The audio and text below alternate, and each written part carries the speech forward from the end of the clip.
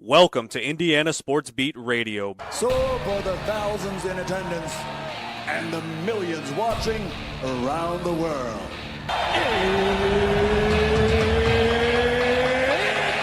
Time! Three on the way.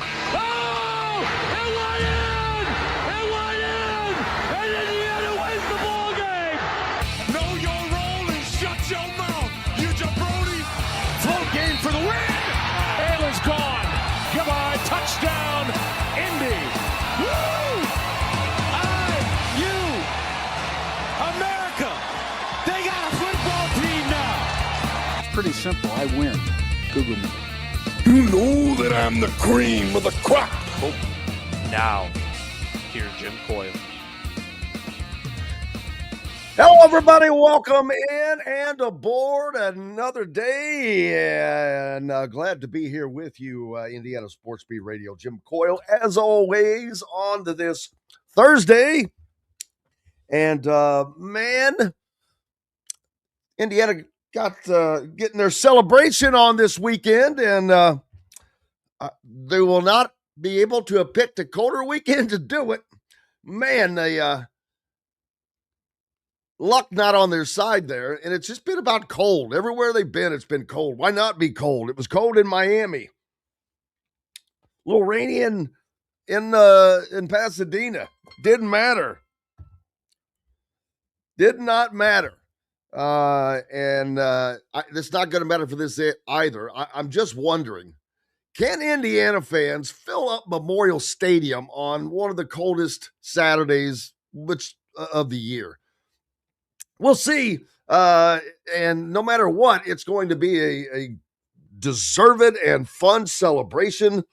Man, you're going to have the Heisman Trophy winner, two-time coach, multiple times coach of the year, back-to-back. I mean, there's so much stuff going on there. It's worth celebrating. It's, of course, when you have a 16-0 national champion. The stories are going to be written forever. They just keep coming out. I mean, people debating, is this the greatest team? Is this the greatest story? Yada, yada, on and on and on. Because there's debate to be had about everything. But one thing you can't debate, who's the best? And anybody that wants to debate it can. That's futile. They are being futile, and it's pointless. Pointless because when you're 16-0 and you've taken on virtually all comers from all conferences and you destroyed pretty much all of them, yeah, you answer the questions. So much so that even Mr. Feinbaum, of course, as you all know and love him, this is not really worth playing, to be honest with you, but I'm just playing it just for the hell of it. He issued his big mea culpa, whenever this was, yesterday, I guess. And his sort of acknowledgement to Indiana. But you know what? I need to pull up Rick Bozich's tweet about him because he described him best. But he's not worth paying attention to because he's just a gas bag, an SEC gas bag. And if SEC fans want to love him, let them. You want to listen to that crap? But let me tell you, you know it's crap. Everybody knows it's crap. He's acknowledged that it's crap by giving this mea culpa because it took him getting hit over the head with a sledgehammer to come to this realization. Well, let me go ahead and let him give his apology first. And then I'll rip on him a little bit. But this is his mea culpa. And it's, I'm not even going to say his name again, but you know who. With Kurt Signet. There can be debate on whether Indiana had the best season in college football history, but there can be no debate. It is the greatest story in the history of the game.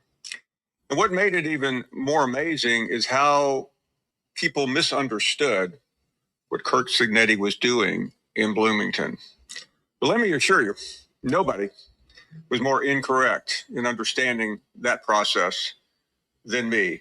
Almost everything I said throughout the season about him and about Indiana was wrong, and it was an epic failure on my part. There was no question Indiana was the best team, and yes, the Big Ten is the best conference in the country. We congratulate Coach Signetti, Indiana, and the Big Ten for an extraordinary run. There you go. It sounded very sincere. I'll give him that, and I believe that he means it. I'll give him that, but too little, too late. Like I said, you had to get hit over the head with a sledgehammer. You were the last person on planet Earth that came to this realization. So, man,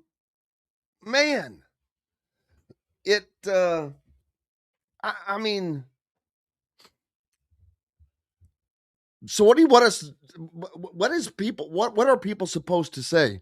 Okay, no, you refused and refused and refused and just refused to acknowledge because you would rather have stood up on your stupid make-believe bully pulpit. People are all this did was expose people. It exposed them to being gas bags. It exposes them to not knowing what the hell they're talking about. I'll usually tell you if it's something I don't know what I'm talking about, which is most of the time. But no, it's good for you. You came to the correct realization finally, but that's another. Got to get off Fine Bum. It's one of his Hilljack callers calling in on his. I should have played that just for the comedy of it. Holy smokes! Yeah, ESPN is the next thing that needs to fall. Not fall, but you cannot have one network that has such a vested interest in the success of certain teams have all of the or has as much power as ESPN has in these playoffs. That's just a fact. And now these other networks are going to have to pony up. I certainly have to say, but that is something that needs to be addressed, man. It's got to be done. ESPN is going to promote ACC and SEC and Big 12, not the Big 10. And if you don't believe me, go back and watch how Kirk Herbstreit was just on a mission to make John Mateer the Heisman Trophy winner from the start of the season. I mean, relentlessly. When it comes to making picks, this cracks me up. When it comes to making game picks, he's doing Herbie's doing the game tonight. Better not say who I think might win this game because I'm doing the game. Oh my, might want to. That might confuse people to thinking that you're a little biased, right? Oh, horse crap. You're sitting there promoting the hell out of John Mateer to be the Heisman Trophy winner. And they're worried about making a pick for tonight's game that you're going to call. Get out of here with that. Nobody cares. It doesn't matter who you pick anyway. They're all going to pick the team that they're promoting. Go back and look at every selection made of Indiana's CFP run. Every one. All three. On all three game day telecasts, the only person to pick Indiana on the panel all three games was, Pat McAfee. Every time. And I truly believe that,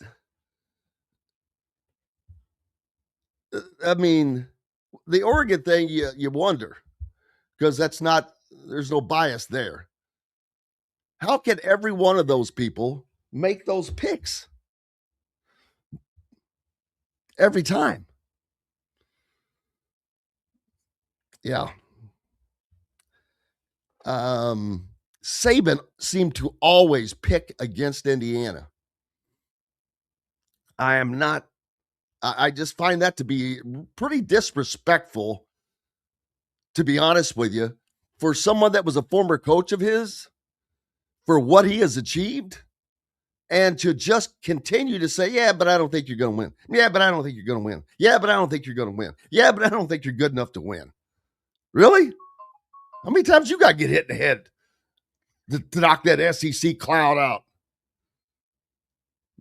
It's an SEC cloud that hangs over all of them, including Nick Saban, who is stuck in his own world of that bubble that he forgets. That's another thing. I'll have to pull that one up. We've got to hit a break, but he made a comment. I never knew what stars our guys were while they were pulling in every class of nothing but 5 stars. Get out of here. Maybe you didn't know. You weren't the bag man. That may be true. More coming up. Appreciate you being with us. Coach should be joining us, I believe. Either way, we're going to be back. Glad to be here with you. Back after these messages. Andy Moore Honda Bloomington has the deals for you, like great savings on the remaining 2025 Hondas. First-time buyers get more than expected. The Honda Civic and HR-V are the most popular vehicles for first-time buyers in the U.S. Andy Moore Honda Bloomington also has a quality selection of pre-certified used vehicles. And check out the selection of Andy Moore Honda Bloomington's 2026 models, like the Honda Passport, Honda CR-V Hybrid, Honda Ridgeline, and more. ISB Radio with Jim Coyle is brought to you exclusively on The Zone by Andy Moore Honda of Bloomington, Bloomington's #1 Honda dealer. Huddle up, football fans. Tailgate season is here, and nobody gets you ready for game day like Academy Sports and Outdoors. Swing by your local Academy store or shop online at academy.com to find everything you need, from grills to jerseys and more. Be a watch party legend with gear from top brands like Nike and Under Armour, all at unbeatable prices every day. With 8 Academy stores across Indiana, including our Bloomington location, fun can't lose, and neither can you. Gear up today at Academy Sports and Outdoors. If you're looking for a new home in the Indianapolis area, you need Cheryl Sizemore from Brick and Ivy Realty. Cheryl Sizemore has over 2 decades of experience, and that could be the difference in getting the home you want in today's tough housing market. Reach out to Cheryl at CherylSizemoreSells@gmail.com or 317-701-0838. That's 317-701-0838. Let Cheryl Sizemore sell or find your new home today. Looking for a place to have fun with the family, friends, or both? Head to Dave & Buster's by College Mall in Bloomington. Dave & Buster's has a wide array of games for everyone, and Sunday is fun day, half off of all games. There are $10 wings, $5 drafts, $5 margaritas for mom and dad watching the IU games on Dave & Buster's giant wall TVs and flat screens. Head out to the new Dave & Buster's by College Mall in Bloomington. Eat, drink, play. Welcome back, Indiana Sports Beat Radio on this Thursday, and glad to have you along. Lots of movement for Indiana football. Alberto Mendoza, of course, in the portal, as we already knew that was happening a day or so ago, heading to Georgia Tech in the ACC. Wishing him the best, and like I said, not sure if he'll wind up back at Indiana. Cannot predict the future. We don't know how things, but maybe he turns Georgia Tech into the rambling wreck of long ago. You never know. I mean, that's the thing. You go off and you forge your own path. And you hate I know that the fans would love to see the storybook ending. And that would be great for another chapter to this book that is going to be an ongoing novel for fans. But it's a different era, and things work out. things work out how they're supposed to. Fernando Mendoza did not know where he was going to be. He thought he was going to Yale. Then it was Cal. Then it was Indiana. Now it's most likely Las Vegas to join the Raiders, as he is expected to be the number 1 overall pick in this year's upcoming NFL draft. It'll be interesting to see if Alberto can win the starting job at Georgia Tech. You know, Indiana is the first time winner of the national championship since 1996. It's a long time. That shows you how college football really changed there for a while when the SEC got on their little bandwagon. There's no point in going into that, but you know what I'm talking about. But Florida and the old ball coach, Steve Spurrier, 1996, that was Florida's first national championship. Steve Spurrier was a Heisman Trophy winner at Florida, but not a national champion until he coached one there. But, you know, you think of Florida and you think of, oh, well, they are great football. No, they didn't win a national championship until 96. That was their first. So Florida is no different than Indiana. And Indiana can add to that like Florida did and become a blue blood of football. I guess you'd say new blood, because I don't know how that's going to be doled out now with the era change. But maintaining success is going to be, well, of course it's important, but it's going to be important from a standpoint of, you know, there's going to be people that you still have to prove whatever. I mean, you don't have to prove jack. That gets proven on the field, but you know what I'm saying? That are going to want people, oh, well, you know, they didn't win a national championship back to back or this or that and the other thing. But I think that this is I'm not saying they're going to go 16-0, win a natty every year, but this level of competition, there's no reason for it not to continue. And I know everybody thinks that about the teams that they follow, but I think that's from a reason of covering this team, of seeing how it's put together, of knowing how it has been for the last 2 years from the inside out, and knowing that is continuing to move. Now, they did another thing to mention is they lose Derek Owings, the strength and conditioning coach, to Tennessee. He had been with Cignetti for 6 years.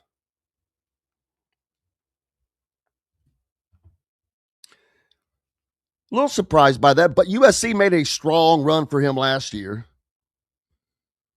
And, you know, I don't know the ins and outs of that. Was Indiana not able to keep him simply by money? I doubt that. I doubt that there's a lot more to it than that. The Big Ten, 3 straight natties. You heard Feinbaum say that the Big Ten is the best conference. He says that now. What's he going to say at the start of next season when they're all clamoring that, oh, Texas is number 1. Oh, gosh. Yes, and Archie, little Archie. Oh, that's a little roadie. Little Arch Manning, favorite to win Heisman already. You know why? Oh, because his last name's Manning and he didn't win it this year. And he's in the SEC at Texas, so we got to promote the hell out of him. How about you let him play and show you and earn he's a Heisman favorite instead of making somebody, an individual, a favorite for something they haven't done jack squat to earn. Stop it. Stop it. Stop the madness, people. Let's see. Question was, I saw someone. Could Cherry be one of the fresh looks? So good. I don't know what you're saying. That I guess you're asking is that Albert knows something we don't. Basically, I think he's asking, is Tyler Cherry look better than maybe we think, or I don't know. I don't know that. I'm not sure what the question is because, I don't understand that question. It doesn't make sense. I think you're not, none of you are understanding if the fact that being a backup is not the way to being a starter, or not being a career backup is not the path to being a starter. And as of right now, Alberto has been a career backup and would have been again.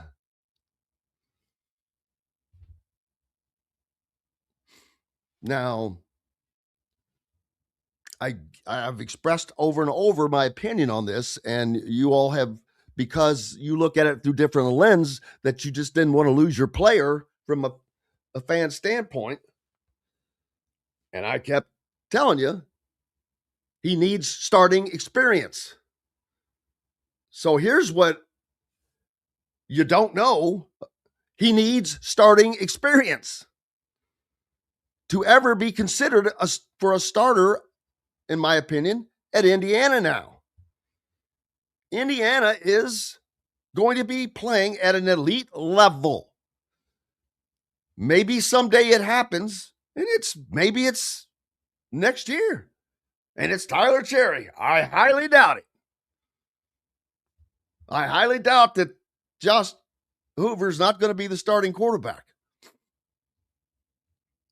So, do you think that Indiana wouldn't have the opportunity to bring in yet another guy the following year that has starting experience?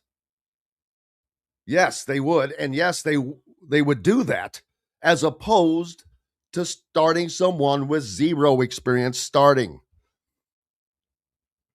This is not rocket science. Signetti has his blueprint.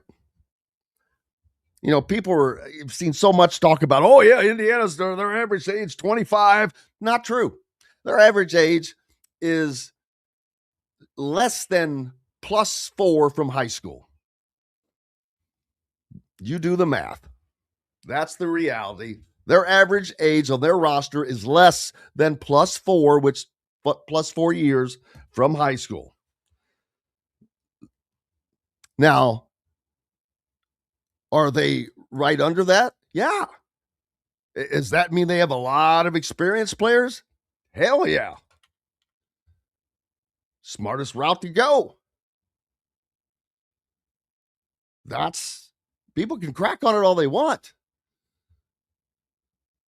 But that's the blueprint that has worked. And think about it. If you had a business, would you rather have a stable of employees that were experienced employees, or ones that you had to train and hope that their production would be what you want it to be? Production over potential. That's what that means. They already have a good idea about their production. They already have a good idea about what their production could be. That is what Signetti has relied on, and it has worked well thus far. And I expect for that to continue. Now, does that mean some fans are just going to have to get used to that's how it is? Yeah, that's how it is, man. People goes, well, recruiting, but that's gonna, no, stop. Why are you talking about things that you don't know what you're talking about? Neither do I. I'm not in those rooms. Neither are you. They know what they're doing from a recruiting standpoint. I'm pretty sure they know how to build a roster. I'm pretty sure Sig knows how to build a roster, how he needs to build it. So,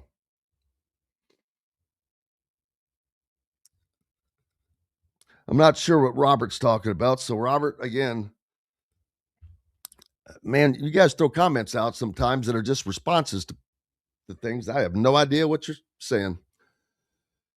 But yeah, this football team is built. And it's built to keep going.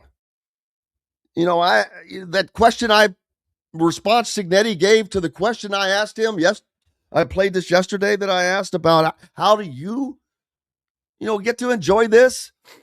And, he basically said, hey, I've got too much to do and yada, yada. Well, he's not lying. I mean, they have to strike while the iron is hot. All of this recruiting buzz that's going on. Yeah, not only do you have the big celebration that's going on this Saturday in Bloomington at Memorial Stadium, bunch of recruits coming in. Big time recruits. And key. I know that that's another reason why Signetti would love to see that stadium filled. I mean, all of Indiana would love to see it filled. There's no doubt. But, man, what a message that would send.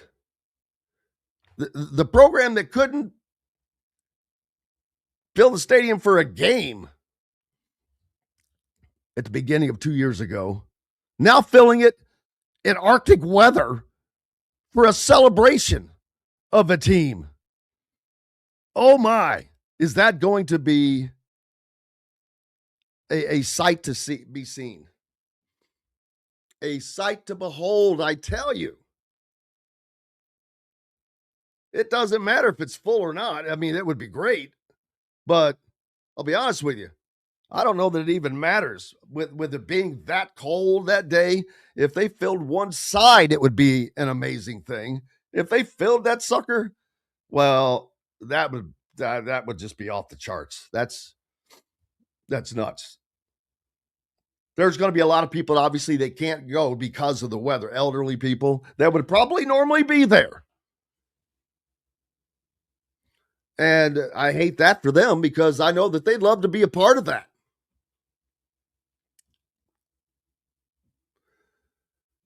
But it is what it is.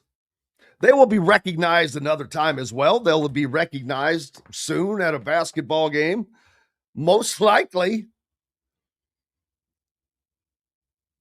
Potentially, unfortunately. Next Tuesday night when the Hoosiers host the Boilermakers, who are pretty good this year.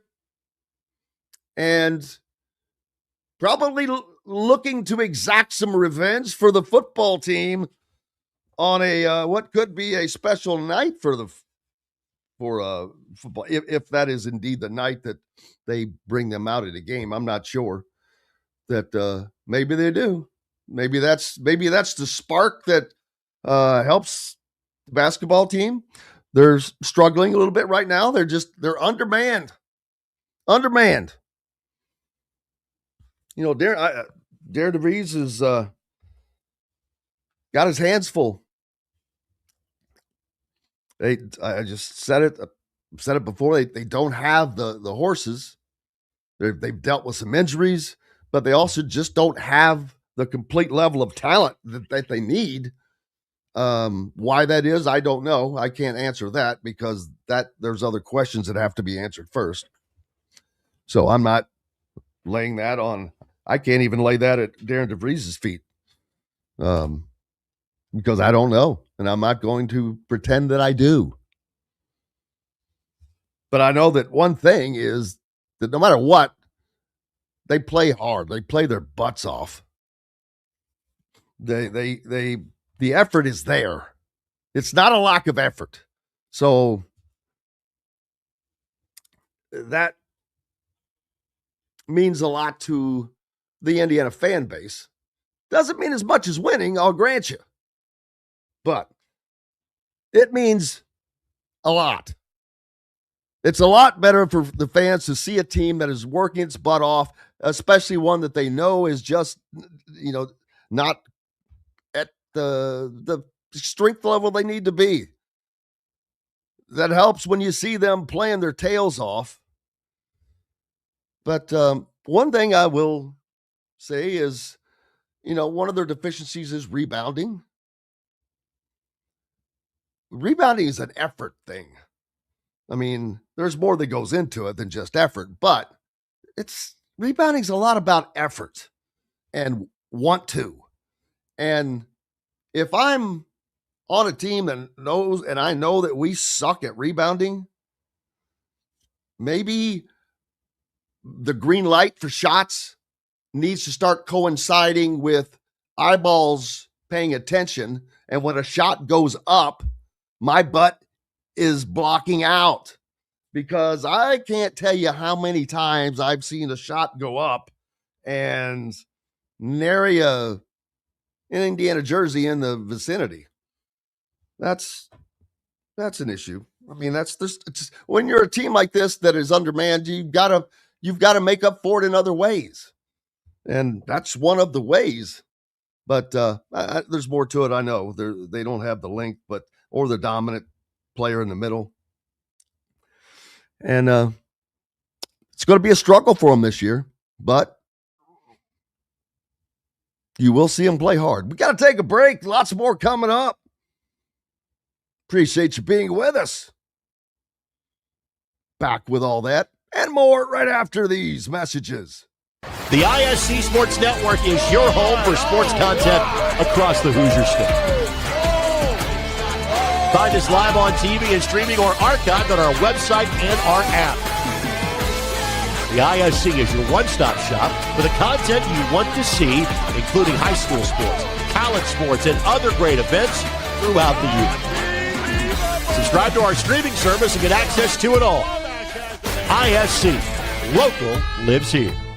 Looking for a place to have fun with the family, friends, or both? Head to Dave & Buster's by College Mall in Bloomington. Dave & Buster's has a wide array of games for everyone, and Sunday is Fun Day, half off of all games. There are $10 wings, $5 drafts, $5 margaritas for mom and dad watching the IU games on Dave & Buster's giant wall TVs and flat screens. Head out to the new Dave & Buster's by College Mall in Bloomington. Eat, drink, play. If you're looking for a new home in the Indianapolis area, you need Cheryl Sizemore from Brick and Ivy Realty. Cheryl Sizemore has over 2 decades of experience, and that could be the difference in getting the home you want in today's tough housing market. Reach out to Cheryl at CherylSizemoreSells@gmail.com or 317-701-0838. That's 317-701-0838. Let Cheryl Sizemore sell or find your new home today. Andy Moore Honda Bloomington has the deals for you, like great savings on the remaining 2025 Hondas. First-time buyers get more than expected. The Honda Civic and HR-V are the most popular vehicles for first-time buyers in the U.S.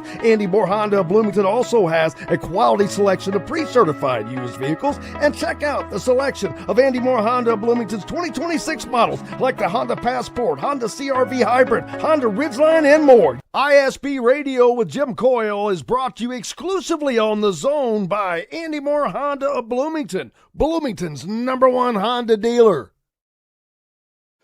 Welcome back, Indiana Sports Beat Radio on this Thursday. Glad to be here as well. Glad to have you along.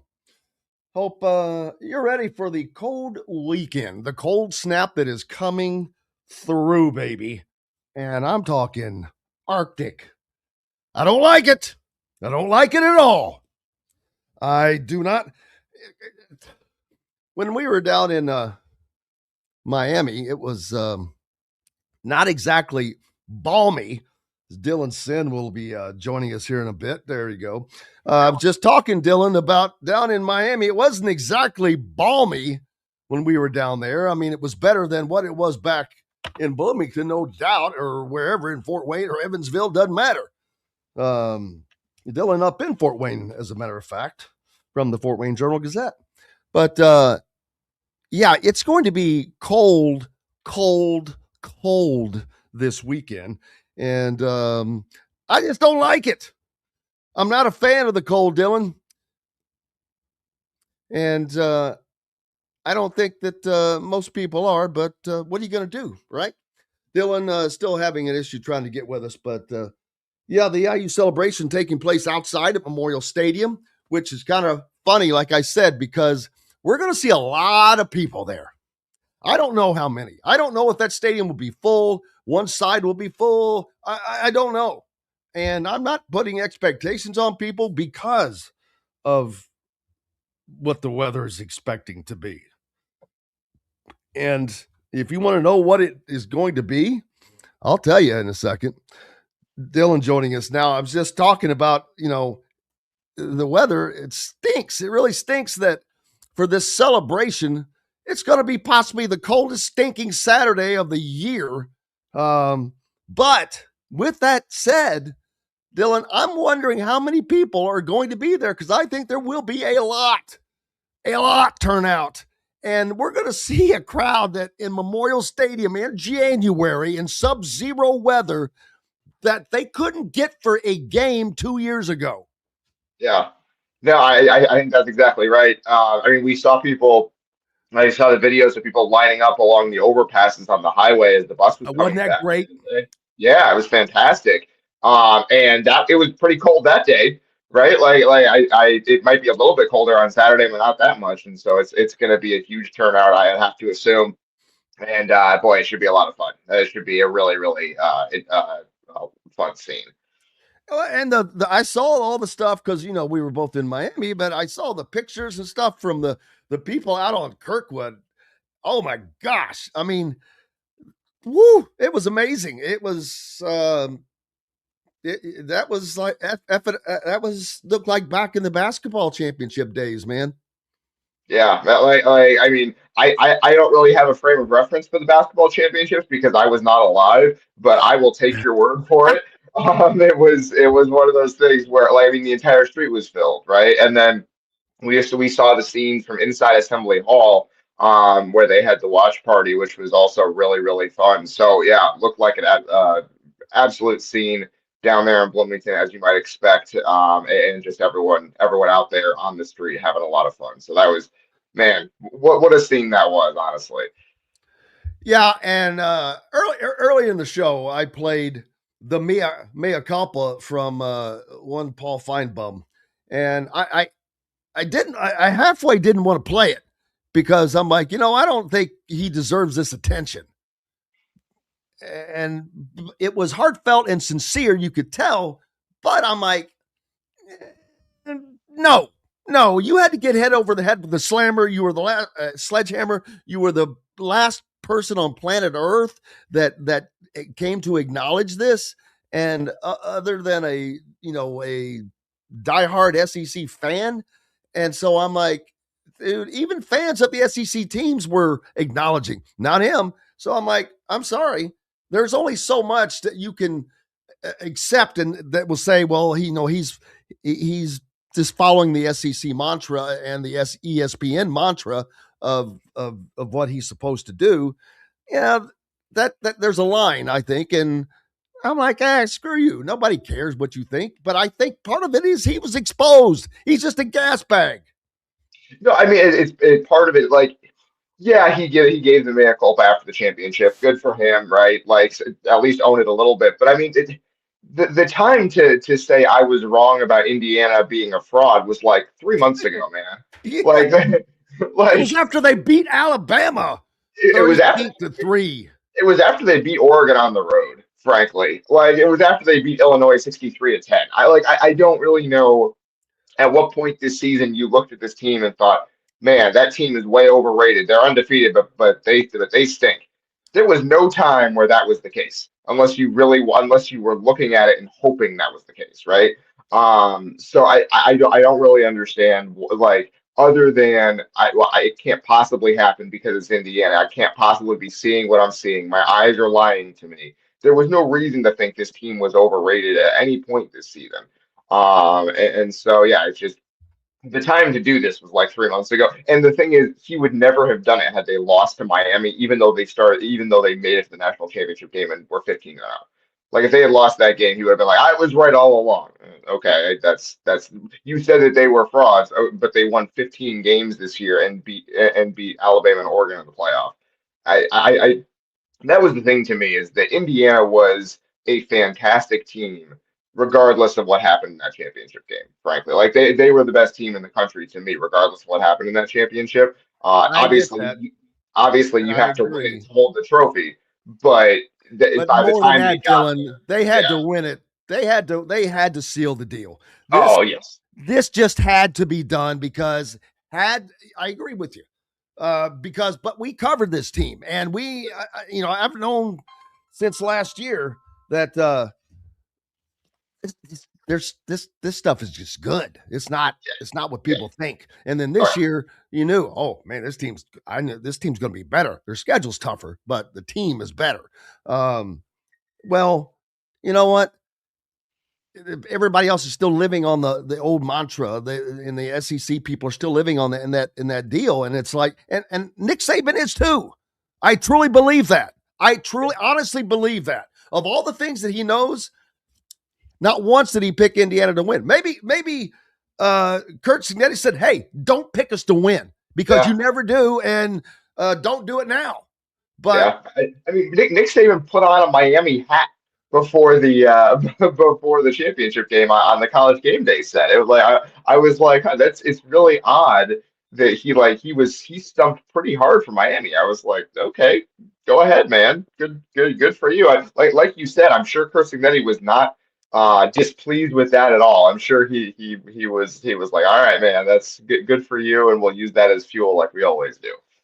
yeah, and I've said it a couple times. I think it's pretty damn disrespectful to Kurt Signetti and what they've done along this way, because I've just yet to really hear him say just a bunch. Maybe he has, and I've just missed it because I'm doing a lot of other things.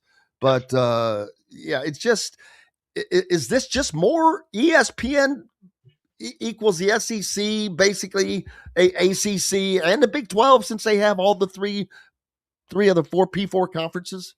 No, it's interesting because I think it really is just a lot of people who watch the sport their entire lives. And I was this way for a while too, but people who watch the sport their entire lives, I think they thought it couldn't possibly be Indiana. Indiana's never good. That's not the way this sport works. It's never been the way the sport works. It's much easier to assume that this team is a fraud, because if it's not a fraud, we have to question every assumption we've ever had about college football. And so the path of least resistance to say, yeah, IU's going to lose somewhere along the way, because of course they were going to lose somewhere along the way, because this is Indiana. They're not going to win anything. And so, but then they did. And now we have to question every assumption we've ever had about college football. Like that to me, and as someone who's loved college football basically my entire life, I didn't think Indiana could do this. Like I thought Chris Kennedy would have success here. I loved the hire. I thought they deserved to be in the playoff last year. I thought they were going to be good again this year. I didn't think they were going to win the championship. This is so out of left field to me. Like, obviously, as good as they were last year, you could kind of see another good team coming this year. But the idea of Indiana winning the national championship, even as recently as like October, to me was just so crazy that I couldn't even fathom it. Right. And then they went out and did it. And it's like, well, I guess everything we knew about college football was wrong and or changing, because IU was able to do it. So good for them. Yeah, I don't know when. I'll be honest with you. I cannot tell you when that started to creep into my head. I don't think I was looking at that. CFP was something that I was looking at, but that number, maybe a CFP buy was the thing that I was looking at. And when they went to Eugene and won that game with authority, that opened everybody's eyes, but it also showed what this team is capable of doing against some elite talent. Yeah, absolutely. And then, well, I think the moment for me that really crystallized it was when they went in there and went toe to toe with Ohio State. It was like, okay, to me, Ohio State was the best team in the country at the time. I thought they were the number one team. And then IU went in there and not just won the game, but physically stood toe to toe with them and said, "You are not better than us. We are your equal or better, and we are going to go win this game." And they did it, right? Like they sacked Julian Sayin 5 times, and they stopped the Ohio State run game to some extent and stopped them in the red zone. And it was like, okay, this team is every bit as good as my eyes have told me they are all year. And just because they're wearing Indiana uniforms has nothing to do with how talented they are. They are ridiculously good. I think that was the moment for me where it was like, all right, this team can really do something here. And then it was just a question of, okay, what is the draw? Who are they going to have to play exactly in the playoff? But that was the moment that really crystallized it for me. Yeah, Ed asking about the offensive line. How does that look next year? Well, you got to wait till everything finishes out here because Indiana, since they were in the championship, players have correct me if I'm wrong, a 5-day window for the portal, correct? Yeah, I believe so. So that's why you saw players entering the portal. We heard about players entering the portal, and that is not done yet. I mean, so 1, 2, 3, 4, 5. So till the end of Saturday, maybe, is something like that. Yes, and then also on top of that, it takes like 48 hours to like enter paperwork into the transfer portal. So there might be guys who enter on Saturday, but we don't hear about it until as late as Tuesday. So it's so that's one of those things too, where you can't say, well, it's Saturday at midnight, that's who's going to be in the portal and no one else. You kind of got to wait. But yeah, the offensive line specifically, I mean, they could have everyone except Coogan back next year. They could lose Carter Smith to the NFL. They could lose Drew Evans to the NFL. Or to another team. I find it unlikely that either of those guys transfers. IU didn't lose any starters to transfer. That was a big key for IU last offseason. They didn't lose any starters to transfer. They didn't lose any guys who were going to be starters this season to transfer. And so we'll see if they can repeat that this offseason. But they didn't bring in a bunch of offensive linemen from the portal. They brought in one in Bruner from Wisconsin, who looks like he should be pretty good. But they didn't bring in a bunch of guys from the portal on the offensive line, which suggests to me they're thinking they're going to get at least a couple guys back. And so, because that's the thing, is that's what they did, and Cincinnati talked about this in January or earlier this month, was basically they took that time, the bye week between the Big Ten championship and the Rose Bowl, that big gap they had, and basically talked to all the players. We're like, hey, what are your plans at the end of this season? What do you think? And they had an idea about what everyone was going to do, and then they went out in the portal like, all right, based on that information, what do we need in the portal? And so you can kind of look at what they got in the transfer portal as an indication of some of the decisions these guys are going to make. And the fact they only brought in one offensive lineman suggests to me they think they're going to get at least a couple of guys on that line back. Now, obviously, Pat Coogan is gone. He is out of eligibility, so he will be off to the NFL. But the other guys could be back, so we'll have to see. Yeah, and that was a major part of the success of course, every part of it was, but it starts and ends there. If you don't have a good offensive line, well, we've seen what it does for you. Just see Indiana football, BC, before Cignetti, and that's pretty much what you'll get. Indiana already, well, you know what? I've got to take a quick break. So we've got more coming up. Dylan Sinn with us here on Indiana Sports Beat Radio. Appreciate you being with us as well. Back with plenty more right after these messages. Andy Moore Honda Bloomington has the deals for you, like great savings on the remaining 2025 Hondas. First-time buyers get more than expected. The Honda Civic and HR-V are the most popular vehicles for first-time buyers in the U.S. Andy Moore Honda Bloomington also has a quality selection of pre-certified used vehicles. And check out the selection of Andy Moore Honda Bloomington's 2026 models, like the Honda Passport, Honda CR-V Hybrid, Honda Ridgeline, and more. ISB Radio with Jim Coyle is brought to you exclusively on the Zone by Andy Moore Honda of Bloomington, Bloomington's #1 Honda dealer. Huddle up, football fans. Tailgate season is here, and nobody gets you ready for game day like Academy Sports and Outdoors. Swing by your local Academy store or shop online at academy.com to find everything you need, from grills to jerseys and more. Be a watch party legend with gear from top brands like Nike and Under Armour, all at unbeatable prices every day. With 8 Academy stores across Indiana, including our Bloomington location, fun can't lose, and neither can you. Gear up today at Academy Sports and Outdoors. If you're looking for a new home in the Indianapolis area, you need Cheryl Sizemore from Brick and Ivy Realty. Cheryl Sizemore has over 2 decades of experience, and that could be the difference in getting the home you want in today's tough housing market. Reach out to Cheryl at CherylSizemoreSells@gmail.com or 317-701-0838. That's 317-701-0838. Let Cheryl Sizemore sell or find your new home today. Looking for a place to have fun with the family, friends, or both? Head to Dave & Buster's by College Ball in Bloomington. Dave & Buster's has a wide array of games for everyone, and Sunday is fun day, half off of all games. There are $10 wings, $5 drafts, $5 margaritas for mom and dad watching the IU games on Dave & Buster's giant wall TVs and flat screens. Head out to the new Dave & Buster's by College Ball in Bloomington. Eat, drink, play. Welcome back, Indiana Sports Beat Radio on this Thursday. Thank you for being with us. Jim Coyle along with Dylan Sinn joining me from the Fort Wayne Journal-Gazette.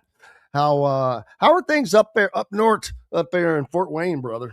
They are, as you said earlier, they are very cold. It is extremely cold here, and I don't think it is going to change very soon. But other than that, should be it's great up here. There's people in Fort Wayne are excited about IU. Let's put it that way.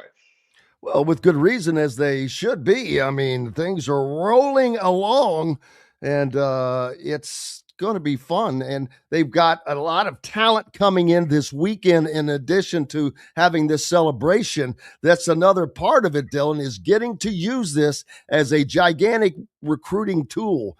And that's, when I mentioned about, I'm curious on how many people are going to show up, because that's going to send a couple of different messages. First of all, if you get a stadium full of people in freaking January in Arctic weather at Indiana, wow, that is just a loud message. And that sends a message to other fans. It sends a message to other schools that, hey, this is not a flash in the pan. This people they really care about this. I've seen a lot about people talking about Indiana bandwagon fans and all that. What the hell did they have to cheer for? I mean, let's be honest. All these holier than thou people from these holier than thou programs. Oh, we've been following our team forever. Well, you didn't suck. You weren't the losingest program ever, and I'm sorry if that offends anybody, but it's just truth. But you know what? There were fans there, and you're seeing it, and you're seeing what the Indiana fan base can do. Mercy. Yeah. Holy cow. See Pasadena, see Atlanta, see Miami. How many do you, they went into Miami and outshowed up the home team in their own stadium, in their own hometown. That doesn't happen in the South, no less. Yes. In the South. Yeah. It's wild. And I think that's something that I have seen as I've covered this team over the last couple of years here.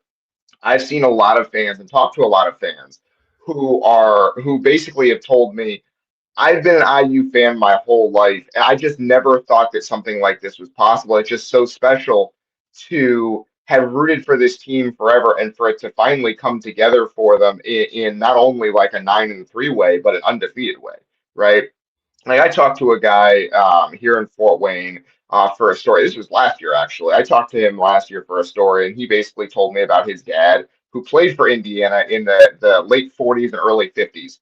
And he said that his dad, for the rest of his life, was always like, this is our year. This is our year, right? And his dad passed away a couple of years ago before seeing that he got hired.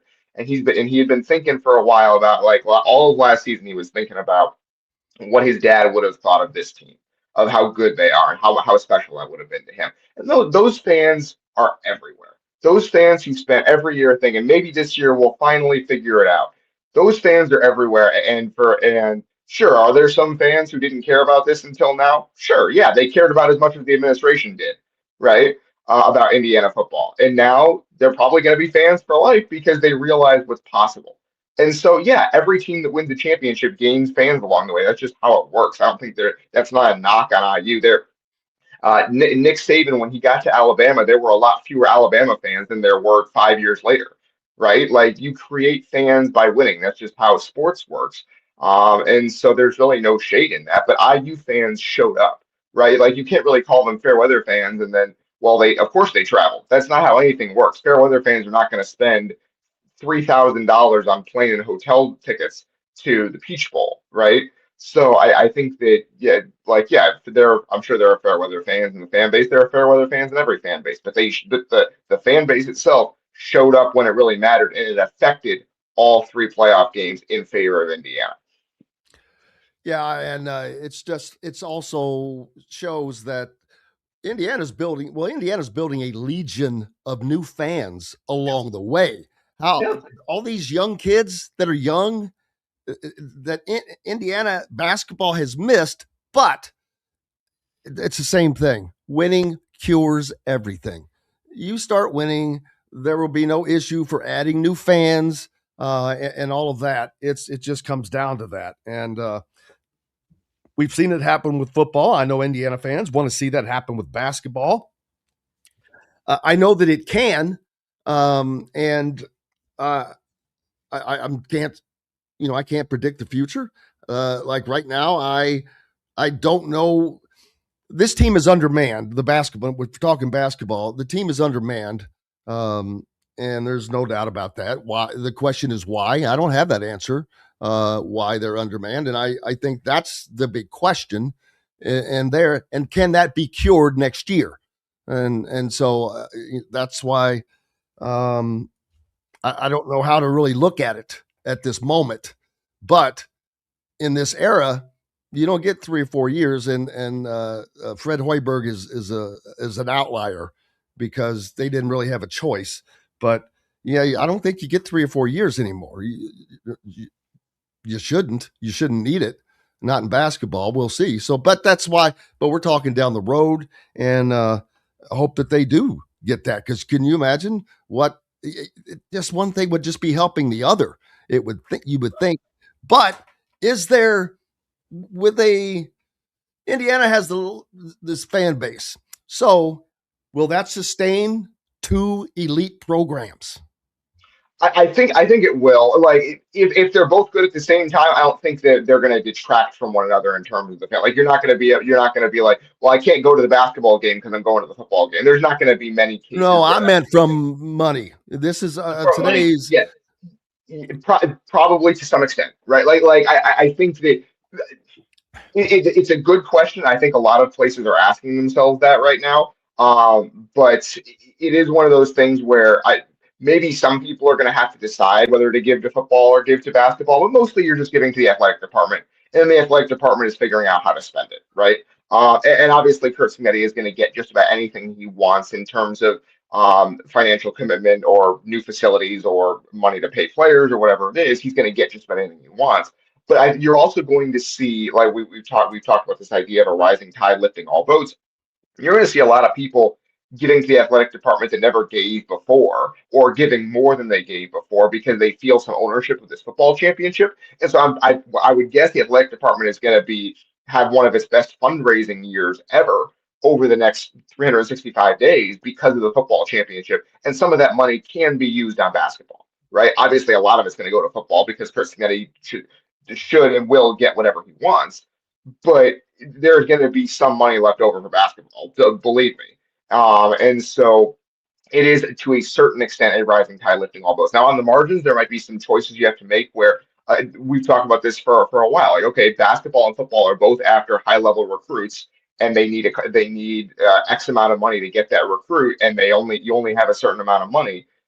Which one do you choose, right? And that's probably going to be pretty rare, I would guess, in terms of that specific scenario, and you can probably hit someone up and say, well, we got these two guys, can you help us get both of them?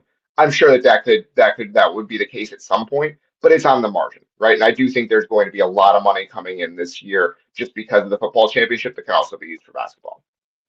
Well, but you also have to look at the fact that IU is going to be bringing in better talent on the football side of things. I mentioned briefly that this Saturday, of course, they're going to be having a bunch of guys in that they're trying to get to become Indiana football players, elite guys. And one of them, they could get their first 5-star out of this. Who knows? But along with that is going to be a higher price tag.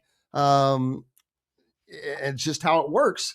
Josh Hoover, he may not go out and win the Heisman next year, but he's probably going to make more money than Fernando Mendoza did this year. That's just the long and the short of it. And that is not necessarily even because he's a better class of recruit. It's just because year over year, the price is going up. The price is going up for these guys every single year. Like last year, I believe last season in 2024, Texas had the most expensive roster in the country with like $22 million, right? I think Ohio State paid over $30 million for its roster this year, right? And they were not, I don't know if they were the most expensive roster in the country. In fact, I don't think they were. And so Texas A&M, no, I don't know that. So yeah, I don't know. Texas A&M was the highest of the CFP teams. Okay. But the price of this stuff is going up, and it is going up fast, and there doesn't seem to be really any slowing it down in the future. So it is really just going to be a question of how long can these donors keep up, right? Because these other schools are seeing what Indiana did, and I guarantee you that's motivating donors to other schools too to be like, money invested in the right place can get us over the top. Now, I think that's false hope. Frankly, I think that you need that. Very few coaches other than Curt Cignetti could have done what he did, even with the money IU provided. Probably no other coaches, but other than Curt Cignetti. So but there are a lot of teams that are feeling hope right now that if we invest money in the right way in the right spots, we can go on the same kind of run. And we'll see. But there's going to be a lot of competition for these guys. There's going to be a lot of money pouring into the sport because of Indiana over the next year. It is kind of crazy how much Indiana has kind of changed the paradigm just by winning. Yeah, and the thing that I keep seeing, I know that most reporters know this, but most fans are still not grasping. Yeah. Indiana, I'm talking about non-IU fans. Most non-IU fans are just simply not grasping the fact this Hoosier team was not built on money. They were one of the lowest of the CFP teams. I'm not saying they didn't spend any money, but they did not buy a team. This is guys that were the right fits that had transferred in, the core guys that Cignetti liked, all that stuff that came together. It's a coaching staff. This was a lot of different ingredients. Money is a part of it, but it is far from the biggest part. Yeah, I think the phrase we're looking for here is necessary but not sufficient, right? Like you needed a certain level of money to get a certain number of the players in the building. Like they like if they had offered Fernando Mendoza half of what they eventually paid him, they probably would not have gotten him, right? Like there was a number to get in the door for some of these guys. But then on top of that, you had to coach them up. You had to develop. You had to pick the right guys. It wasn't just, well, we spent more money than everyone else, therefore, of course, we won. That's not how this worked, right? Texas Tech tried that, and Texas Tech had a great season, better than they've ever had before. You can buy some level of success. We have not seen yet being able to buy a national championship. And IU did not buy a national championship. They blocked and tackled and coached their way to a national championship. So yeah, I think that narrative it probably needs to go away, and we'll keep explaining it to people until they understand it. But this is not. Yeah, every team nowadays pays their players, and so in a certain sense, anyone who wins the championship buys a championship. But that's not what people are talking about, right? IU did not go out and outspend literally everyone for every player on their roster, and then go win with the best players. That's not how this worked, right? So money was necessary, but not sufficient to win the championship. They needed a whole lot of other things to go right, and they did. Absolutely. But it wasn't by accident. It was by precision, precise planning, precise execution, and a never wavering effort on those things nonstop. I mean, living it that day in, day out, and getting those players unbelievably to all buy in and live on that same page. It was, it's still remarkable. It's a remarkable thing to see. And it's going to be remarkable to see who else can keep doing it, because we have seen other teams, Vanderbilt got better because I guess they wanted to get better. They were no longer locked out of the SEC Big Boys Club because of spending. Now it's a lot more equal, and Vanderbilt is a school with a lot of smart people who probably have a lot of good jobs. Yeah. One thing I don't even know about Vanderbilt. Do we know where they are in terms of NIL in the SEC? Or are they Nope. are they even? They're a private school. Yeah, it's one of those things. Like, I don't know if they're actually spending more. I mean, I'm sure they're spending more relative to what they were like 10 years ago compared to the rest of the SEC. But like, how much of what Vanderbilt is doing is just because Diego Pavia is great, right? Like, obviously Eli Stowers is going to be a first round pick. We get it, but their defense wasn't very good.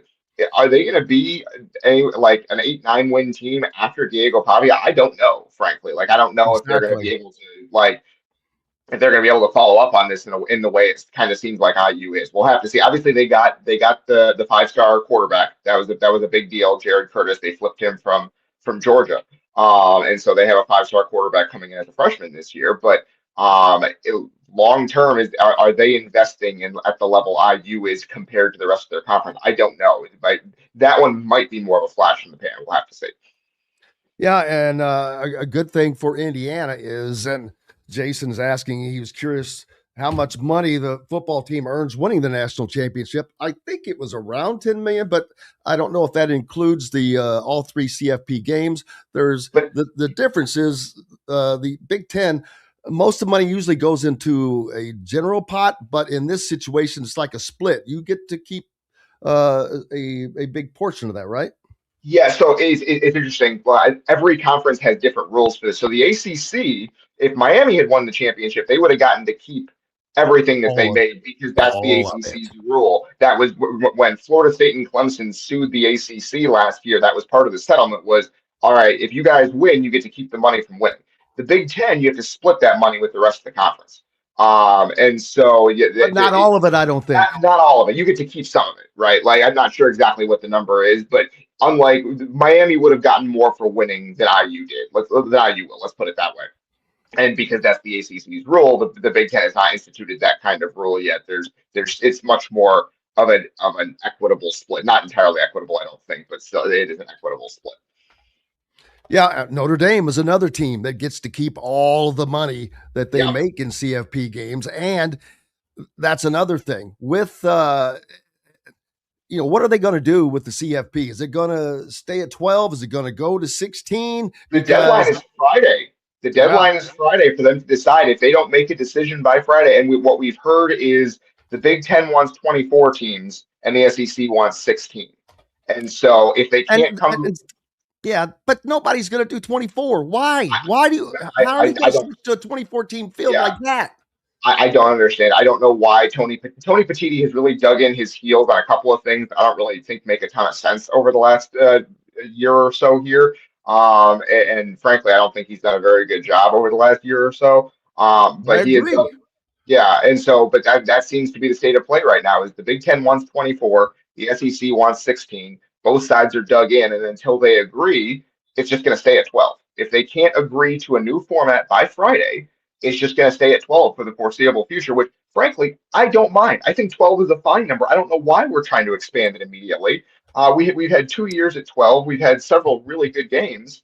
Dude, you're up in Fort Wayne. You cover the one program that is the reason why that they need to that they are demanding that they go to 16, because Notre Dame needs a guarantee that they're not going to be shut out. That's what's in their mind. Notre Dame is not. No. Notre Dame is not the one standing on the table demanding they expand. No. I'm not saying that. They've already stood on the table. They held their breath, stomped their feet, and they cried until they were given this bullcrap offer of basically a guarantee that they're going to be in. And it's horse crap. Join a conference and stop playing the bottom of the barrel P4 conference teams so you can be equally judged like the rest of the teams in college football. I mean, Notre Dame had a higher strength of schedule than Miami this year.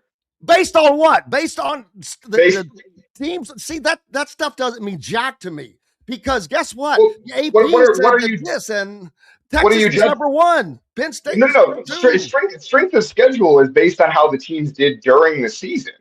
Like that's but those numbers are all skewed, man. It just I don't buy. I just don't buy into that. I buy on field performance, what you do. Well, sure, but who do you beat? Yeah, but and that's fine. But you're talking about they didn't play anyone. They played basically the same schedule as Miami did. Like, except but one big difference: they beat the teams. Miami beat teams, and Notre Dame didn't. They lost. Well, I mean, Miami beat Notre Dame. That was the one good win Miami had all year. But that's my point. Is you're saying, well, we can't judge them because they don't play. Well, Miami didn't play anybody other than Notre Dame. So, and that's fine. Like I'm not saying that Notre Dame should have been in the playoff over Miami. I'm saying that their schedule was fine. Notre Dame plays. Looks like Miami was correctly judged, though. Well, sure, but Notre Dame had a higher strength. It's like my point is, you're saying that we can't judge Notre Dame because they don't play anyone. Well, Miami didn't play anyone, and it seems like they were pretty good. I don't think you can accurately judge Notre Dame because of the schedule they play. That's just Miami played the same schedule this year. Miami played a worse schedule than Notre Dame did this year.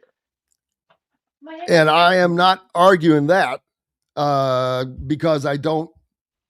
They didn't get left out, so there was no argument. Well, and that's not what we're talking about. You're talking about the future, though, right? You're saying we can't judge Notre Dame because they don't ever play anyone. Well, they played teams this year, and if they'd won, they would have been justifiably in. I don't think that I think not playing in a conference does not give you an accurate representation. If you're relying, they played 10 P4 They played 10 P4. I don't care. Yes, but how many of them were crap teams? Most of them. Exactly the same number as Miami. Exactly the same number as Miami. You can't make it's not a same comparison though. That's just judged only on and I'm late for a break. That's judged only on computer numbers. Well, yeah, but so why according to the computers, who played a tougher schedule? Notre Dame. Okay, but funny, Notre Dame lost to Miami, which is fine. But you're saying you can't judge them at all because they don't play. Because I don't think it's because I think that's skewed. And that proves my point. It said they played a tougher schedule.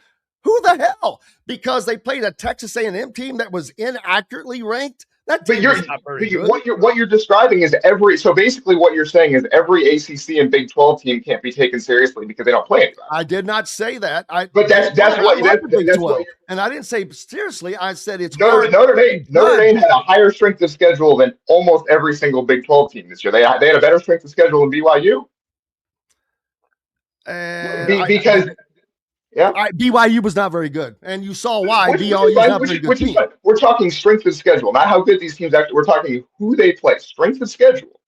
Like Notre Dame had a higher strength of schedule, a better strength of schedule than almost everyone in the Big 12 because they played better teams than most teams in the Big 12. That's just the reality.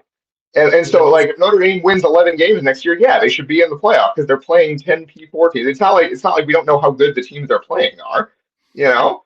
Like I don't understand that narrative where it's like Notre Dame doesn't play anyone. That hasn't been true for 25 years. It was really never true. I didn't say they don't play anyone. They don't play in a conference, and therefore the only challenging games that they had, they lost 2 out of the 3. Sure, I guess. And one of those challenging games is a mid-level Big Ten team. Sure, I guess my question schedule could be listed as being so tough. I have no earthly idea because I'm not saying it was so tough. I'm saying it was about as tough as every other ACC and Big 12 team. That's because the ACC was, for the most part, stinks. Okay, but Miami made the Duke playoff won with that the strength of Duke. schedule. What was Duke's record? I am not saying the ACC was a great conference this year. I'm saying why is Notre Dame, what is so different about Notre Dame's schedule than any other ACC team that like no we can judge Notre Dame like every other ACC team, which is what Their we did. schedule is weak like ACC teams. I do. Yeah, agree with that. and it is middling like ACC teams, which like it was this year. Which like Miami got in the playoff with that schedule because Miami beat Notre Dame. If Notre Dame had beaten Miami, it would have been the exact same thing.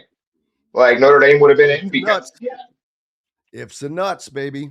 And I'm not saying that we're talking about the future, right? Like we can judge Notre Dame on their schedule just like any other team. If they go 11-1, yeah, they probably should be in the playoff.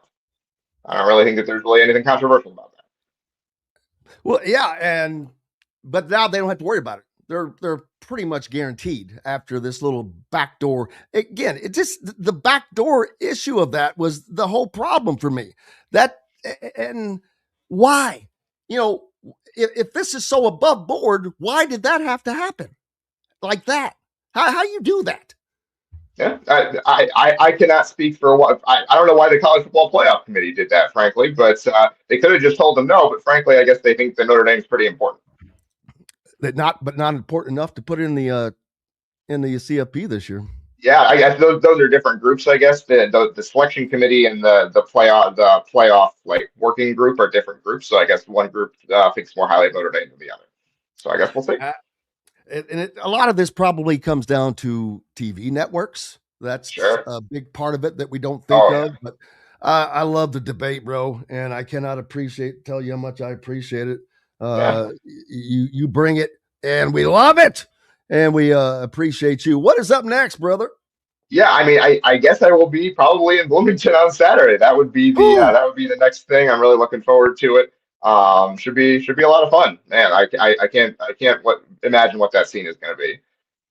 Oh, it's going to be great. Other than cold, it's going to be wild, and look for it. Hey, safe travels, man. Supposed to be a little snow possibly too, so hopefully not much. Hopefully it's just a little decoration. Hopefully. Yeah, exactly right. Yep, we'll have a little light dusting. It should be a lot of fun. Make sure you're giving Dylan a follow. Appreciate you, brother. Dylan Sinn from the Fort Wayne Journal-Gazette. Absolutely, Jim. Thanks for having me on, as always. Thanks, buddy. We'll see you Saturday. We've got more coming up right after we take a break. The ISC Sports Network is your home for sports content across the Hoosier State. Find us live on TV and streaming or archived on our website and our app. The ISC is your one-stop shop for the content you want to see, including high school sports, college sports, and other great events throughout the year. Subscribe to our streaming service and get access to it all. ISC, local lives here.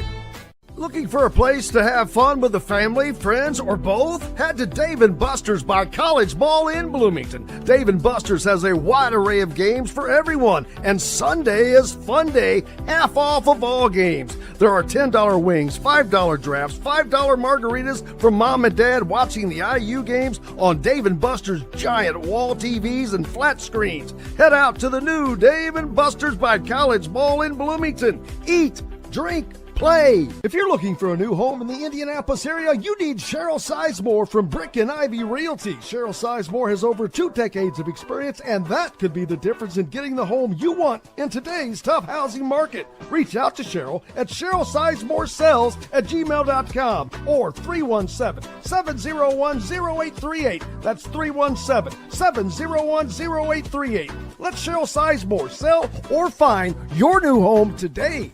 Andy Moore Honda Bloomington has the deals for you, like great savings on the remaining 2025 Hondas. First-time buyers get more than expected. The Honda Civic and HR-V are the most popular vehicles for first-time buyers in the U.S. Andy Moore Honda Bloomington also has a quality selection of pre-certified used vehicles. And check out the selection of Andy Moore Honda Bloomington's 2026 models, like the Honda Passport, Honda CR-V Hybrid, Honda Ridgeline, and more. ISB Radio with Jim Coyle is brought to you exclusively on the Zone by Andy Moore Honda of Bloomington, Bloomington's #1 Honda dealer. Welcome back, Indiana Sports Beat Radio on this Thursday. Glad to have you along and glad to be with you. Appreciate you as always. Big celebration happening up in Bloomington, down in Bloomington, wherever you are. I am in Bloomington, but this Saturday, and you get to the stadium. It's free, and celebrate your 2026 national champion, undefeated Indiana Hoosier football program. And that's going to be a wild affair. I mean, I think that it's going to be, even though it's Arctic, I think you're going to have a lot of people that want to show up and be a part of that, as they should be. And the team getting recognized. I know a lot of people are probably wondering why are they, why won't they wait or postpone it? Probably because of timing. With as many players as possible, they're going to be going in a lot of different directions. Let's just be honest with you. A lot of classes by the guys that are seniors and guys like Fernando Mendoza are taken online, so they can continue doing that without having to be on site per se. And they're going to be getting ready. A lot of them are going to be getting ready for the draft. For those that won't, that are not coming back, there will be a few that are going to be hitting the portal. And so that's probably why that you're looking at it, and it is what it is. So that's how it's going to be. Yeah. Woo.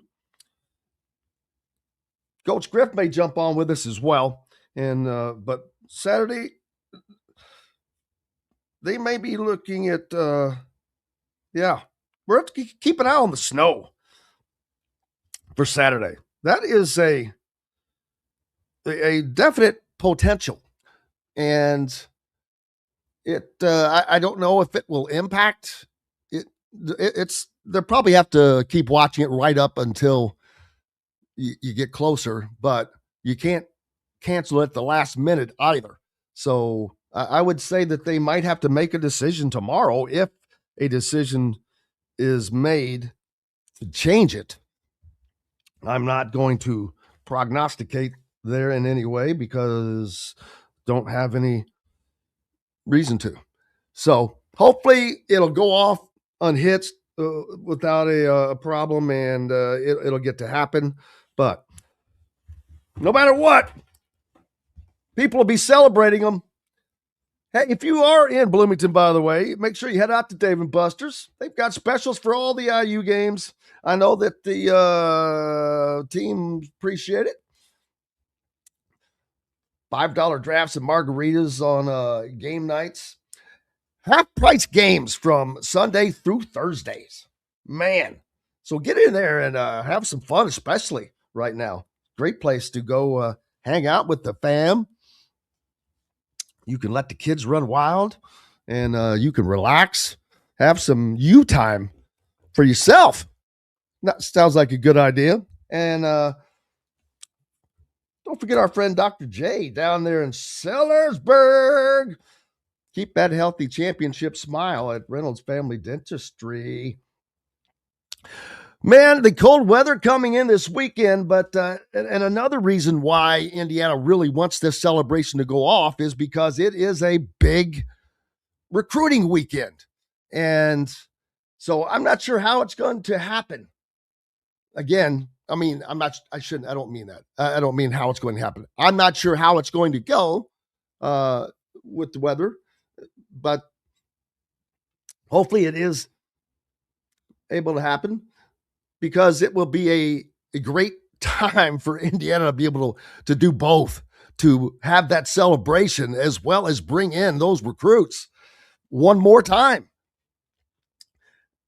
Anytime you get a chance to celebrate a natty with recruits, yeah, you're going to try to do it at all cost, because it doesn't happen every day. Got to make hay when the sun is shining. There will be big-time recruits in town right now planned for this, and that's another reason, like I just said, why that a lot of plans are laid, travel plans. A lot of guys are local targets. you can go to thehoosier.com and get the entire list of all the guys that are expected there. And as a matter of fact, they still have the 50% off right now at thehoosier.com with the national championship special. So make sure you get locked in, because that's how you're going to be able to keep up with everything. On 3 is providing the info, baby, along with thehoosier.com. Try to look through here. There's so many tight end. I'm not going to give all the names out because you can go grab that info. But man, I'm just looking at the numbers. There are a lot. Jahide Brown, one of the guys that is in Louisville, expected to be in town as well. It's just, and many others. But will Indiana lose any players to the portal?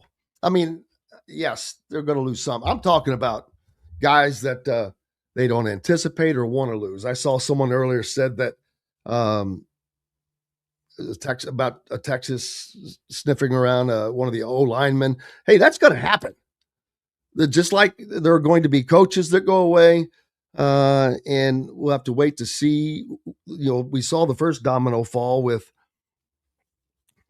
Indiana losing its strength and conditioning coach to Derek Owings to Tennessee. Tennessee says, man, SEC, they got to get back on the train. Will there be any other losses?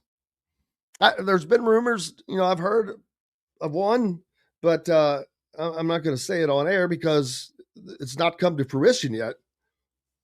But the position that someone asked about it earlier, but the position that it's for is still open. So still working on that. And I would think that it would be hard to hold the staff together after you make that kind of run, because some of these coaches are also at, I don't want to say their peak, but they're hotter right now because Indiana looks so good in every facet of the game. We know that the coordinators, they're pretty much locked down at the moment. But there are others. Last year, you saw Tino Sunseri leave to become an offensive coordinator. And that's what you will see, position coaches that get an opportunity to go become a coordinator, to take that step up. Or, unless there's a personal thing involved that gets them closer to home. But usually it's to get that next level because they want to move up. They want to become a coordinator most of the time. Not all guys want that. I don't know that I like Bob Bostad. I think that he's such a good offensive line coach. Maybe, I'm not saying he stays that forever, but maybe he enjoys it that much and gets valued enough that works. We've heard Bryant Haynes several times say, you know what? Hey, I'm not saying never, but right now, I don't necessarily have to be a head coach. Good reason. He's being paid well. He's doing well. He's considered a, quasi head coach of the defense. Did a pretty damn good job. So we'll have to see what the actual fallout ends up being, but it's all good. And that means other good coaches are going to want to come. There's going to be coaches that want to come to see what this is about, that really want to work under this system and learn. There's no question. How can you not? If this is what you want to do for a living, yeah, you better know it. And that's what the coaching clinics. Boy, now Kurt Cignetti was asked about that, and he said, hey, I'm not big on having a lot of visitors. Now, will he ultimately have clinics like that? I Probably not, because his time is so taken up. Now, speaking, that's a different thing. Can you imagine Kurt Signetti out on the CEO speaking tour? Not that he needs the money, as he said in the response to my question the other day now, but he will command a pretty penny because people are going to want to hear what he has to say on how to lead an organization, period. They're going to want to hear what he has to say on winning, on getting to the finish line, on having a blueprint and a purpose and a vision and how to stay to that.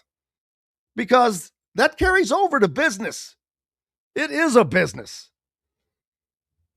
A big business. And it will continue to be.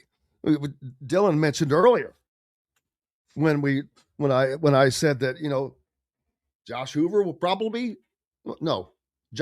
will assuredly make more money than Fernando Mendoza did. And it's funny to say because you saw what Mendoza just did. He won the Heisman, led his team to a Big Ten championship, national championship. Wasn't the only one. I get that. I'm just saying, as a quarterback. But it's the money goes up and up. Where is that line, though? It's a good question. There has to be. When do we get to the, not necessarily the breaking point, but here's the threshold. Not sure if we do. Teams just think, as long as teams think money can solve the problems, then we'll never get there, because it's not about money. I mean, money is a part of it, yeah, but you can't just throw money at it, Texas. Texas has been trying to buy a national championship. Well, how long I can't readily say, but I can definitely say that ever since the NIL era, they have tried harder to win a national championship. They have poured money into their roster from day one. How many natties have they won in that time? Granted, that's only been a couple of years, but they haven't sniffed it. And when you're spending the money that those teams are, it's only going to be so long that they don't finally say, are we doing this the right way?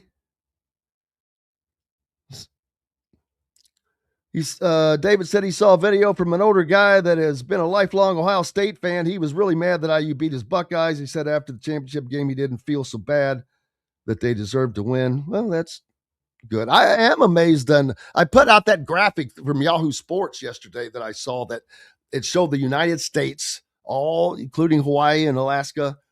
And other than the Carolinas and Florida and Kentucky, which Carolina's not sure why. Florida, I get it. Miami, Kentucky, I get it. But Oregon was one of the 1, 2, 3, 4, 5. There was only 5 states that appeared to be pro-Oregon. And I think this was derived in maybe in betting. I'm not sure. But everybody else was pro-Indiana to win the national championship. I don't get Oregon. They are the nicest fans I've ever encountered. So, and they're in the Big Ten. So that's kind of weird. And I don't get that one. Hey, I'm late for a break. Got to take one. Appreciate you being with us. Got lots more coming up right after these messages. The ISC Sports Network is your home for sports content across the Hoosier State. Find us live on TV and streaming or archived on our website and our app. The ISC is your one-stop shop for the content you want to see, including high school sports, college sports, and other great events throughout the year. Subscribe to our streaming service and get access to it all. ISC. Local lives here.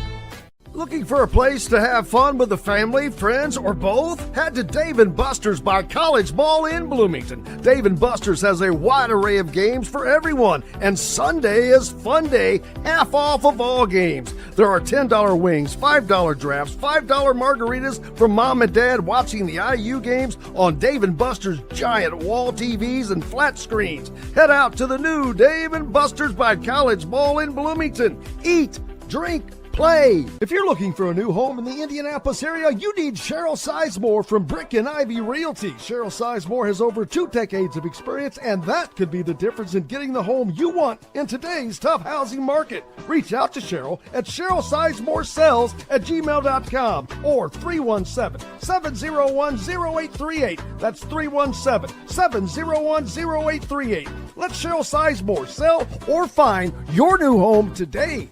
Andy Moore Honda Bloomington has the deals for you, like great savings on the remaining 2025 Hondas. First-time buyers get more than expected. The Honda Civic and HR-V are the most popular vehicles for first-time buyers in the U.S. Andy Moore Honda Bloomington also has a quality selection of pre-certified used vehicles. And check out the selection of Andy Moore Honda Bloomington's 2026 models, like the Honda Passport, Honda CR-V Hybrid, Honda Ridgeline, and more. ISB Radio with Jim Coyle is brought to you exclusively on the Zone by Andy Moore Honda of Bloomington, Bloomington's #1 Honda dealer.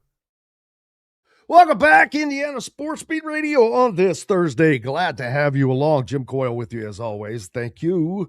Glad to be here. Coach Griff joining me as well. Brian suggesting that Dylan plays Sig in a movie. Well, that's a vote. I'm sure Dylan will appreciate that. I think he's going to have to bulk up a little bit for that role. But we've seen actors do that. We'll see if Dylan can do that. Just kidding. But yeah, hello to Claude down in Evansville. Appreciate you. Hope you're doing well. Bella Clad says winning isn't everything. It's what it took to win is everything.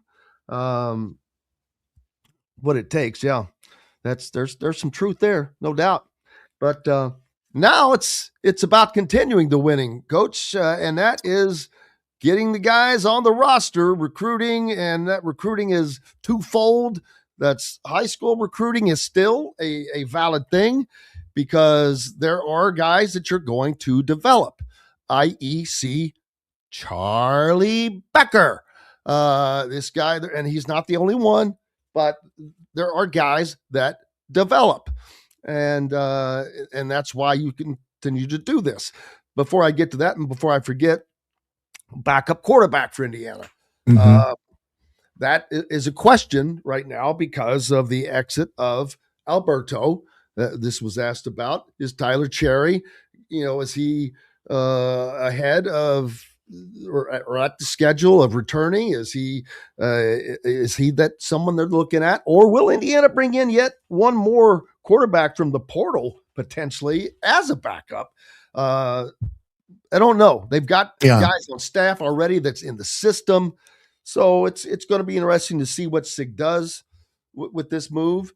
But we've talked about Alberto leaving to go. Now, he's going to Georgia Tech. Is Haynes King going to still be there? No, I don't think so. I think that they don't have a true starter per se, that the spring will be the competition per se for the top job. I hated that that Alberto decided to make this decision to go to Georgia I don't Tech. think he had a choice.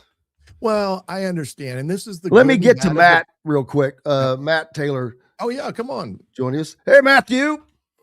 Hey, can you hear me okay? Absolutely. Loud and clear. Matt Taylor, voice of the Colts, joining us as well. How's everything going for you, man? Life is good. Life is good. Got back from Miami on Tuesday afternoon. You and Pops made it down? We sure did. We sure did, man. How'd you enjoy yourself down there?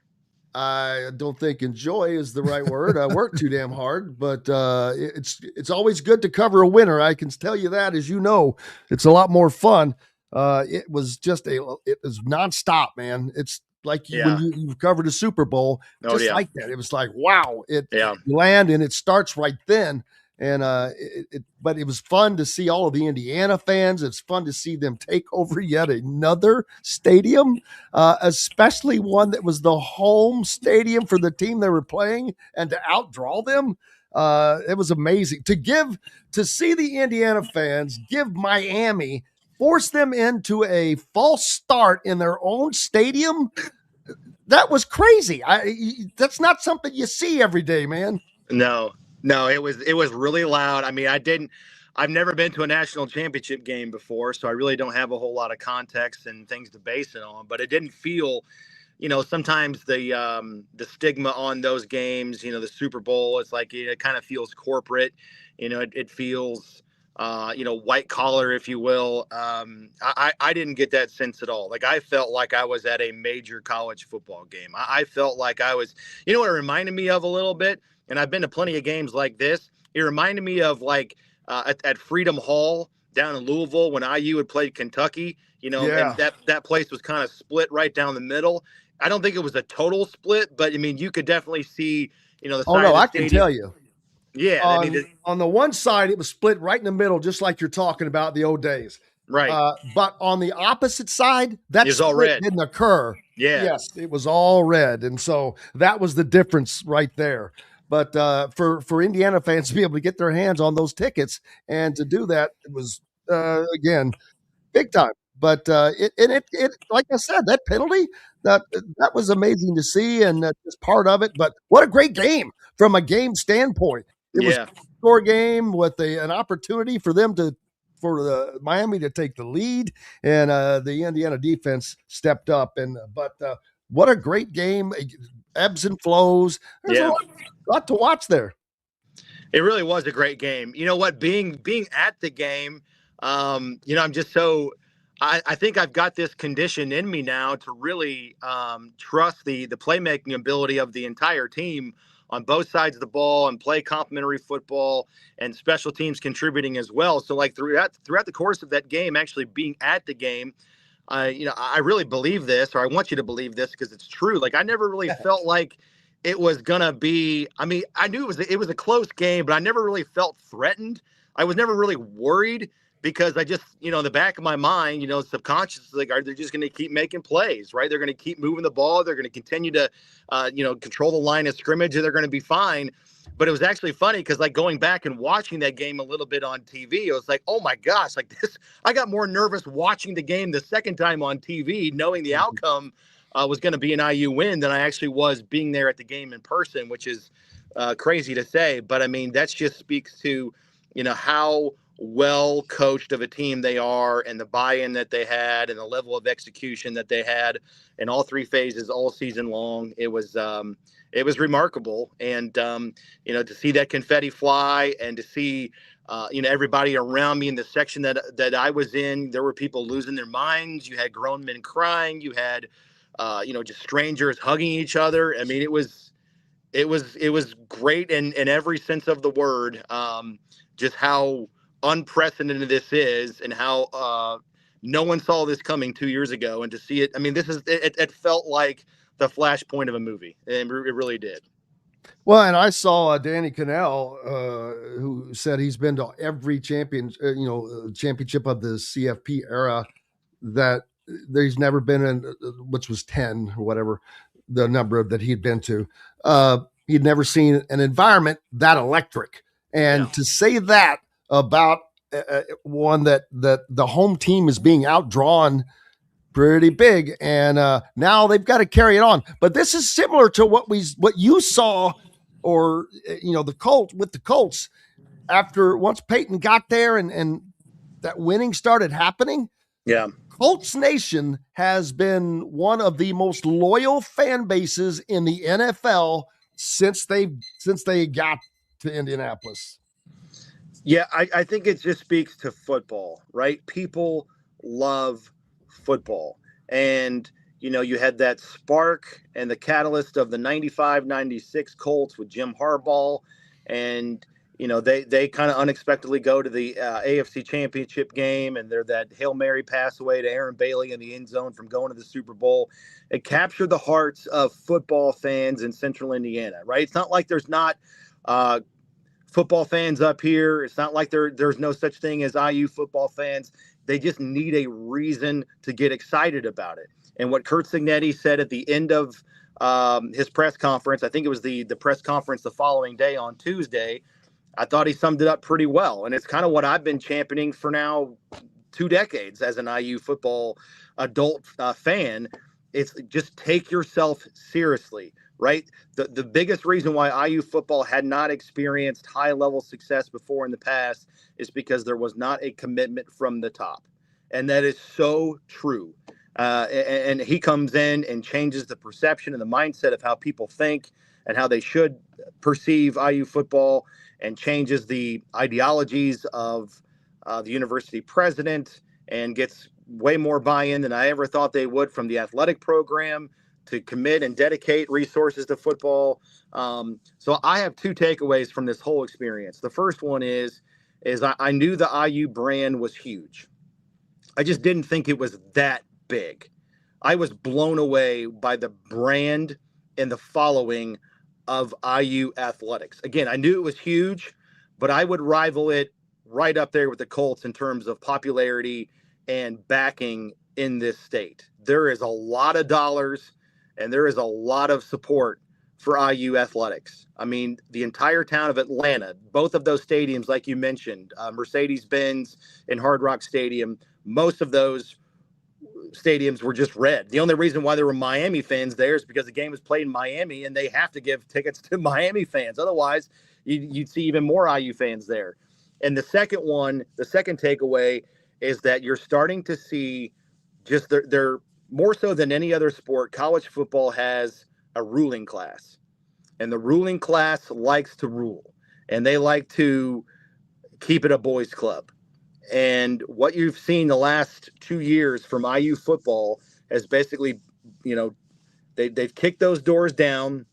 And now every program in the country that's sort of middling can now say to themselves, we've got a chance, right? The Minnesotas of the world, the Virginia Techs, the Wake Forests, the Cals, the Stanfords, they have more of a chance now because of the blueprint that IU just showed everybody, that you have to have the right processes, the right leaders in charge, and you have to have the commitment from the top, but you can do it. And the ruling class in college football that we've known it to be now for 2 decades with Ohio State, Michigan, Alabama, Georgia, and Clemson, it doesn't exist anymore because of modern times. And I think that's a good thing for college sports.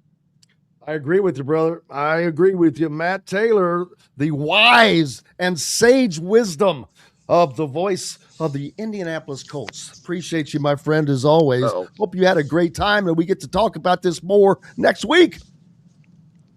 And I think I lost Matt there, and that's okay. We just hadn't to cut out anyway. But, man, looking forward to doing this again. Tomorrow, we're getting headed end of the week. It's Friday coming up tomorrow. Looking forward to it, although a cold is starting to come in. But looking forward to the celebration this week, and hopefully that will happen. And looking forward to talking to Matt again next week. And just enjoy the conversation. It's always fun. Love it. And enjoy the conversation with each and every one of you. Make sure you stay tuned. Keep it locked here on all your radio dials. And stay tuned for Glass. We've got more, or not any more coming up today, more coming up tomorrow. Until then, I'm Jim Coyle. I will see you on the radio. Thanks for listening to Indiana Sports Beat Radio. Be sure to subscribe to our YouTube page for more clips and team coverage of Indiana basketball, football, and more. You can also find full episodes and tons of other content on thehoosier.com. We'll see you next time for another edition of Indiana Sports Beat Radio.